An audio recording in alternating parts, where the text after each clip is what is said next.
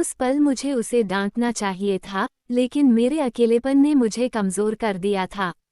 मैंने उसे रोका नहीं। हेलो दोस्तों, आज की इस कहानी में आप सभी का स्वागत है। मैं हूँ रीना।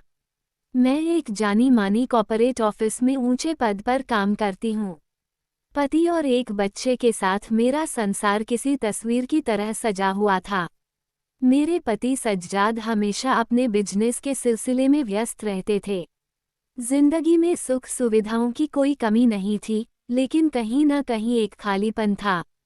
शायद उसी अकेलेपन से इंसान अपनी जिंदगी की सबसे बड़ी गलतियां करना शुरू कर देता है। हमारे पुराने ड्राइवर के जाने के बाद इंटरव्यू देकर असलम काम पर आया।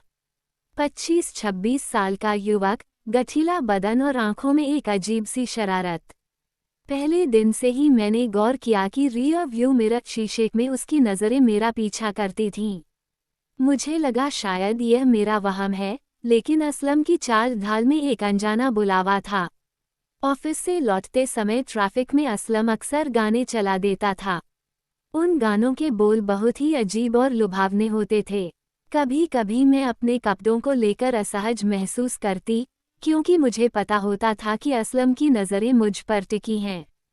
उसी बेचैनी से धीरे धीरे एक तरह की निषिद्ध हलचल पैदा होने लगी। सज्जाद तब देश से बाहर थे। घर पर मेरे और काम वाली के अलावा कोई नहीं था। एक दिन तेज बारिश की वजह से ऑफिस से लौटते समय काफी रात हो गई।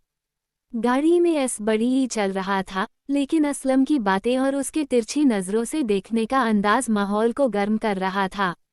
उसने कहना शुरू किया, मैडम, आप जैसे इंसान का अकेला रहना क्या शोभा देता है। सर तो आपको वक्त ही नहीं दे पाते। उस पल मुझे उसे डांटना चाहिए था, लेकिन मेरी कमजोरी आड़े आ गई।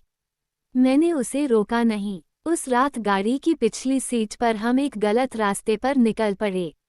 वो बस शुरुआत थी। इसके बाद अक्सर ऑफिस के बाद सुनसान रास्तों या पार्किंग लॉट में हमारे बीच शारीरिक नज़दीकियां बढ़ने लगीं। असलम मेरी कमजोरी का फ़ायदा उठाने लगा। वो मुझे उन रास्तों पर ले गया जो मेरी सामाजिक मर्यादा के बिल्कुल खिलाफ थे। असलम के साथ इस अवैध रिश्ते की वजह से मेरा ज़मीर मुझे कचोटता था, लेकिन मैं बाहर नहीं निकल पा रही थी। मुझे समझ नहीं आ रहा था कि मैं एक भयानक जाल में फंस चुकी हूँ। असलम अक्सर काम छोड़कर अपने फ़ोन पर अश्लीलता में डूबा रहता और मुझे भी उन चीज़ों के लिए उकसाता। मेरा व्यक्तित्व और सम्मान धीरे धीरे धूल में मिल रहा था। एक दिन जब मैं घर लौटी, तो देखा कि असलम मेरे बेडरूम में घुस आया है। मेरी बेबसी का फ़ायदा उठाकर उसने मेरे साथ बहुत ही अभद्र व्यवहार किया। मुझे एहसास हुआ कि जिस इंसान को मैंने बढ़ावा दिया, अब वो मेरी जिंदगी पर कब्जा करना चाहता है। उसने मुझे ब्लैकमेल करना शुरू कर दिया और मेरे भरोसे के साथ विश्वासघात किया। बात तब और बिगड़ गई जब असलम ने मुझसे बड़ी रकम की मांग की। उसने धमकी दी कि अगर पैसे नहीं दिए, तो वह हमारे निजी पलों का वीडियो सज्जाद को भेज देगा। मुझे समझ आ गया कि मैंने जिस रास्ते पर कदम रखा है, वह सिर्फ तबाही की ओर जाता है। मेरी रातों की नींद हराम हो गई थी। हर पल मैं एक मानसिक प्रताड़ना के डर में जीती थी। आखिरकार मैंने फैसला किया कि इस तरह डर डर कर जीने से बेहतर है कि सब सच बता दूं।